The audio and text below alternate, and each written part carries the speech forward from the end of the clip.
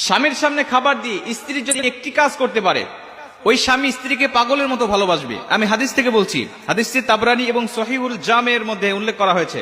আল্লাহ রাসূল সাল্লাল্লাহু আলাইহি ওয়াসাল্লাম বলেছেন যে কোনো স্ত্রী যদি স্বামীর সামনে খাবার দেয় এবং খাবার দেওয়ার সময় বা খাবার খাওয়ার সময়, স্বামী দিনে হোক অথবা রাত্রি হোক, যখনই খাবার খেতে বসবে ওই সময় স্ত্রী শুধু একটি কাজ করবে, তাহলে দেখবে যে আল্লাহ পাক ওদের মধ্যে এত ভালোবাসা, এত মহাব্বত তৈরি করে দিয়েছে, যার কারণে ওই স্বামী স্ত্রীর দাম্পত্য জীবনকে আল্লাহ পাক সুখময় শান্তিময় করে দিবে।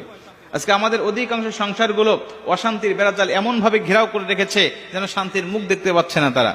প্রত্যেকটা সংসারের মধ্যে আজকে অশান্তির বেড়াজাল দাউ দাউ করে জ্বলছে। প্রত্যেকটা সংসার আজকে পরকীয়ার সম্পর্ক, এমনকি অবৈধ সম্পর্কের মধ্যে মানুষ জড়িয়ে পড়েছে, যার কারণে সংসারগুলো আজকে আর জান্নাতের বাগান নেই। প্রত্যেকটা সংসার এখন জাহান্নামের গর্ত হয়ে গেছে। মুসলমান মা বোনেরা আমার, খুব মনোযোগ দিয়ে কথাগুলো শুনে নিবেন। আল্লাহ রাসূল কি বলতেছেন সহিহুল জামি এবং তাবরানী